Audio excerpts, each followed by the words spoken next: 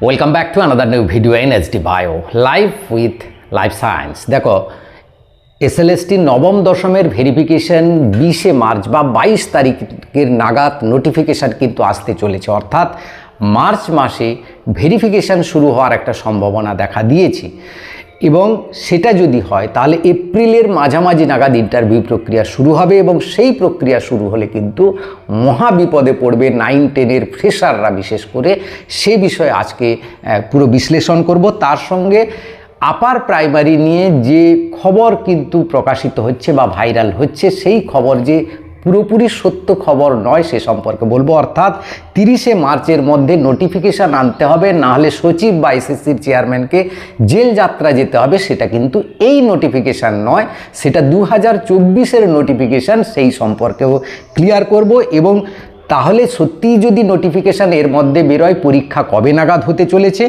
এবং কারা অ্যাপ্লাই করতে পারবে, কারণ এটা আগেও একবার বলেছিলাম আমি যে আপার প্রাইমারিতে সবাই অ্যাপ্লিকেশান করতে পারবে না। গ্র্যাজুয়েশন নিয়ে একটা সমস্যা রয়েছে, বিএড ডিএলএড নিয়ে একটা প্রবলেম রয়েছে, সেইগুলো যারা উত্তীর্ণ করবে এবং বিশেষ করে বিভিন্ন রকমের সার্টিফিকেট ভ্যালিডেশন যে রয়েছে তার একটা বড় সমস্যা রয়েছে, তাই সবাই কিন্তু অ্যাপ্লাই করতে পারবে না। কেন এই কথা বলছি সে সম্পর্কে ডিটেলসে আলোচনা করব, তাই ভিডিওটা অবশ্যই শেষ পর্যন্ত দেখো। ভালো লাগলে লাইক করে বন্ধুদের শেয়ার করে দিও, চ্যানেলে নতুন হলে চ্যানেলটা সাবস্ক্রাইব করে নিও। দেখো, প্রথমেই আসি আমরা SLST নবম দশমের যে ভেরিফিকেশান শুরু হবে সেটা কিন্তু এই মার্চ মাসে শুরু হবে বলে এরকম একটা খবর প্রকাশিত হয়েছে। এবং সেটা যদি হয় মার্চ মাসে হয় তাহলে এপ্রিল মাস 15 তারিখ 20 তারিখ নাগাদ হয়তো ভেরিফিকেশানটা চলবে, তারপরে ইন্টারভিউ প্রক্রিয়া শুরু হবে। তাহলে কি ভোটের আগেই ইন্টারভিউ প্রক্রিয়া শুরু হবে? এটা যদি এসএসসি করতে যায় তাহলে কিন্তু এসএসসির ক্ষেত্রে কিন্তু একটা যে জটিল সমস্যা তৈরি হয়েছিল সেটা থেকেই যাবে। কারণ আমি অনেক আগে বলেছিলাম, নবান্ন সূত্রে এবং এসএসসির বিভিন্ন সূত্র মারফত খবর নিয়ে বলেছিলাম যে একাদশ দ্বাদশের প্রক্রিয়া শেষ হলে তবেই গিয়ে নবম দশমের প্রক্রিয়া শুরু করবে এসএসসি। এটা চাইছে, এটা বলেও ছিল আনন্দবাজার পত্রিকাতে, এটা খবরে প্রকাশিত হয়েছিল। এবং আমার যেটা মনে হচ্ছে যে এসএসসি সত্যিই এটা করবে, হয়তো ভেরিফিকেশানটা শুরু করে দেবে তড়িঘড়ি করে, একটু এগিয়ে রাখবে, কারণ ইলেকশন রয়েছে। 31 আগস্টের মধ্যে যদি কমপ্লিট করতে হয় বা মানে সুপ্রিম কোর্ট যদি আর না সময় দেয়, তাই এর প্রক্রিয়াটা একটু এগিয়ে রাখতে চাইছে। সেই জন্য মানে মার্চ মাসেই হয়তো ভেরিফিকেশান শুরু করবে। তাহলে মার্চ মাসে যদি ভেরিফিকেশান হয় তাহলে একাদশ দ্বাদশের শিক্ষকরা কিন্তু ভেরিফিকেশানে যাবে, নিশ্চয়ই যাবে, কারণ তার মধ্যে তাদের কিন্তু অ্যাপয়েন্টমেন্ট লেটার পাচ্ছে না। যারা অ্যাপয়েন্টমেন্ট লেটার পেয়ে যাচ্ছে তারা হয়তো যাবে না, কিন্তু কিছুজন তো যাবে।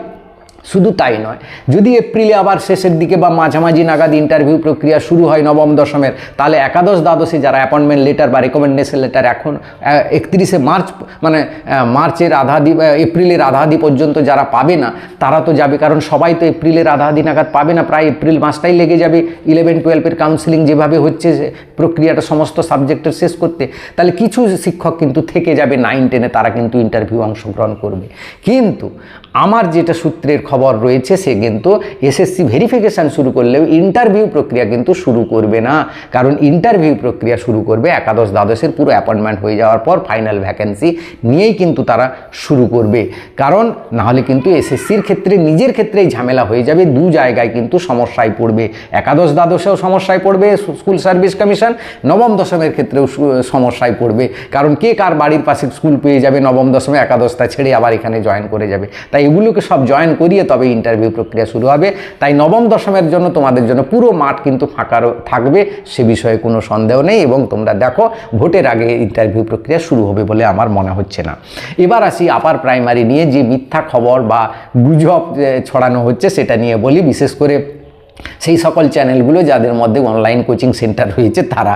কি গুজবটা না, এই 31শে মার্চের মধ্যে বা 30শে মার্চের মধ্যে আমাদের আপার প্রাইমারি নিয়োগ প্রক্রিয়া সম্পন্ন করতে হবে, না হলে কিন্তু জেল যাত্রা হবে এসএসসি চেয়ারম্যান বা সচিবের ক্ষেত্রে।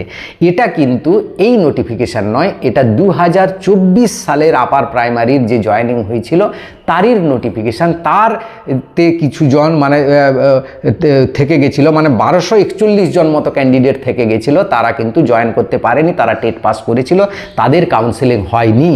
এবং সেই কাউন্সেলিং না হওয়ার জন্য তারা কিন্তু আদালতে অ্যাপ্লাই করেছিল। এর আগে একবার শুনানি হয়েছিল এবং এই কদিন আগে একটা শুনানি হলো, যেখানে হাইকোর্ট চরম ভৎসনা করেছে স্কুল সার্ভিস কমিশনকে যে এই অ্যাপয়েন্টমেন্টগুলোকে 31শে মার্চের মধ্যে কিন্তু কমপ্লিট করতে হবে, নাহলে কিন্তু তোমাদের জেল যাত্রা হতে পারে। দেখো এরই তাগিদে হয়তো নোটিফিকেশান আসতে পারে কার, আপার প্রাইমারির একটি রুল কিন্তু চালু হয়ে গেছে। সেটা কত, 29শে মে 2025 সালে রুল অলরেডি চালু হয়েছে। সেই রুল নিয়েও কথা বলবো আজকে ডিটেলসে, কারা কারা সবাই অ্যাপ্লাই করতে পারবে না, কেন বলছিলাম আমি। সেখানে 2024 সালে যে জয়েনিং হয়েছিল সেখানে কিন্তু অনেকগুলো ভ্যাকেন্সি থেকে গেছিলো। কত ভ্যাকেন্সি পড়ে আছে, 5401টা ভ্যাকেন্সি থেকে গেছে, সেটা রিক্রুটমেন্ট হয়নি। তাই তোমাদের জন্য কিন্তু বিরাট সুবর্ণ সুযোগ এইবারে যে আপার প্রাইমারি হবে, এবং অনেকের কাছে এটা হয়তো শেষ সুযোগ হতে পারে যারা বিশেষ করে গ্রুপ সি, গ্রুপ ডি বা SLST 9, 10, একাদশ, দ্বাদশের পরীক্ষায় পাশ করতে পারেনি, তাদের জন্য শেষ সুযোগ বলা যেতে পারে। কারণ এরপরে আবার কবে নোটিফিকেশান হবে তার বয়স থাকবে কিনা কোনো সন্দেহ নাই। তাই এটাকে কাজে লাগাতে হলে কিন্তু তোমাকে, এই শেষ সুযোগটাকে কাজে লাগাতে হলে কিন্তু একটা দাঁত চিপে তোমাকে লাগতে হবে এবং একটা মরণ কামড় দিতে হবে। এবার বলি, দেখো কয়েকটা নিয়মের ব্যাপারে। যে রুল জারি হয়েছে, অ্যাপ্লিকেশনের শুরু হয়নি কিন্তু তার রুল কিন্তু আগেই জারি হয়েছে, নবম, দশম, একাদশ, দ্বাদশের সঙ্গে আপার প্রাইমারি রুল। সেই রুল কি রয়েছে, কেন সবাই অ্যাপ্লাই করতে পারবে না, কারা এক্সপিরিয়েন্সের নাম্বার পাবে, সেই আছে সেই নোটিফিকেশানটা দেখবো এবার। দেখো এটা হচ্ছে সেই গেজেট, দ্য কলকাতা গেজেট, 29শে মে 2025 সাল। এই গেজেটে তুমি যদি দেখো তাহলে দেখতে পাবে পেজ নাম্বার আমরা 10-এ সরাসরি চলে আসি।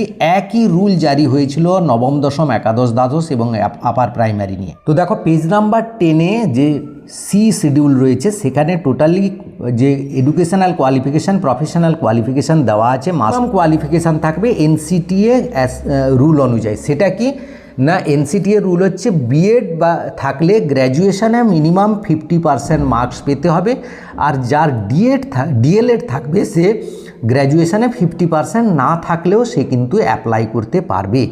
এই ব্যাপারটা খেয়াল রাখবে।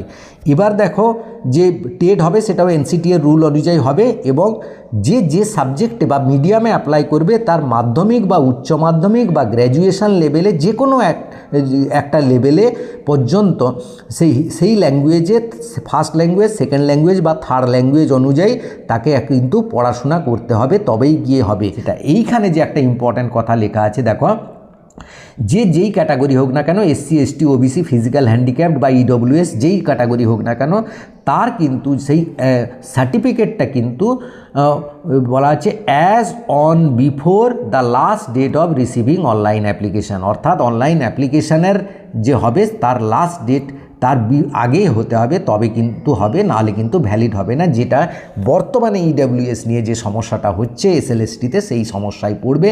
তাই এই কাজটা কিন্তু তোমাকে করে রাখতে হবে। এবার চলে আসি আমরা আরেকটি গুরুত্বপূর্ণ কথা, 300 মার্কের একটা সাবজেক্ট তোমাকে গ্র্যাজুয়েশনে থাকতেই হবে, নাহলে কিন্তু অ্যাপ্লাই করতে পারবে না।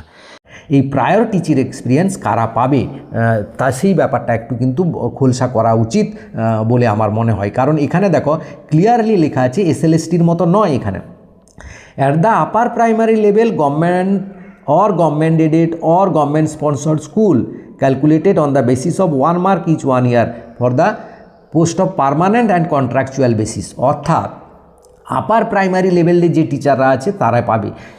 SLST নবম, দশম, একাদশ, দ্বাদশে কী ছিল, যে নবম দশমের শিক্ষকরাও একাদশ দ্বাদশে পাবে, একাদশ দ্বাদশের শিক্ষকরাও নবম দশমে পাবে। কিন্তু এখানে বলা আছে শুধুমাত্র আপার প্রাইমারি লেভেলের যে টিচাররা রয়েছে, অর্থাৎ যারা ইন সার্ভিস টিচার রয়েছে তারা পাবে, আর যারা প্যারা টিচার রয়েছে তারা পাবে, আর কেউ কিন্তু পাবে না। এবার দেখো কেউ যদি ডেপুটেশনে আপার লেভেল প্রাইমারি লেভেলে করেছে সেই কিন্তু পাবে, কিন্তু ডেপুটেশনে কে 9, 10, 11, 12-এর জন্য কোনো টিচারের এগেনস্টে সে যদি ডেপুটেশনে কাজ করে থাকে সে কিন্তু পাবে না। এখানে এই নোটিফিকেশানে ক্লিয়ার বলা আছে। তো আশা করি পুরো ব্যাপারটা বোঝাতে পারলাম। তাই বলছিলাম কম্পিটিশান কিন্তু এবারে যে এক্সপিরিয়েন্সের 5 মার্ক সেটা কিন্তু সবাই পাবে না, এবং এই সংখ্যাটা খুবই কম। এক তো 5 মার্কস কমে গেছে, কম্পিটিশান কমে গেছে, তার সঙ্গে এক্সপিরিয়েন্সের নাম্বার যারা পাবে তারা কিন্তু খুব কম, এবং যারা ইন সার্ভিস রয়েছে আপার প্রাইমারিতে তারা কেউ পরীক্ষা দেবে না, এই বিষয়ে কোনো সন্দেহ নেই। কারণ এই যে এবারে রিক্রুটমেন্ট নিয়ে নানা রকম সমস্যা হবে বা সমস্যা রয়েছে, তাই যারা ইন সার্ভিস তারা পরীক্ষা দেবে না। কিন্তু তারা কিসে দেবে, 9, 10, একাদশ দ্বাদশে দেবে। তারা এই আপার প্রাইমারিতে থেকে আপার প্রাইমারি এই পরীক্ষায় দেবে না। কিন্তু যারা প্যারা টিচার তারা পাবে, যার সংখ্যাটা অতি নগণ্য, কারণ আগামী বিগত 15 বছর ধরে প্যারা টিচার নিয়োগ হয়নি। খুব হাতে গোনা 10-12 জন প্যারা টিচার হয়তো পাবে, যারা কিন্তু এক্সপিরিয়েন্সের নাম্বার পাবে। কয়েকজন মাত্র পাবে যারা কন্ট্রাকচুয়াল বা ডেপুটেশন বেসিসে কাজ করেছে, এবং সেটা সাবস্ট্যান্টেটিভ পোস্টে যারা কাজ করেছে, মানে কোনো একটা নির্দিষ্ট টিচার সে রিটায়ার করেছে বা কোনো একটা নির্দিষ্ট টিচারের এগেনস্টে কাজ করেছে, যার গভর্নমেন্ট আইডি আছে, যে গভর্নমেন্ট থেকে স্যালারি পেয়েছে, তার অ্যাপয়েন্টমেন্ট লেটার দেখবে এবং স্যালারি স্লিপ দেখেছে। নবম দশম একাদশ দ্বাদশের ভেরিফিকেশানে স্যালারি স্লিপ দেখা হয়েছে, একাদশ দ্বাদশের ভেরিফিকেশানে অ্যাপয়েন্টমেন্ট লেটার দেখা হয়েছে। সেই অ্যাপয়েন্টমেন্ট লেটার, যার সরকারি অ্যাপয়েন্টমেন্ট লেটার রয়েছে, সেই পাবে, আর কেউ এক্সপিরিয়েন্সের নাম্বার পাবে না, এটা 100% গ্যারেন্টি। তাই কম্পিটিশান খুব একটা তোমার জন্য কঠিন হবে না। যারা ফ্রেশার রয়েছে তোমরা কিন্তু উঠে পড়ে লাগো এবং এই শেষ এটাকে কাজে লাগাও। ভিডিওটা ভালো লাগলে সবাইকে শেয়ার করে দিও। Thank you for watching.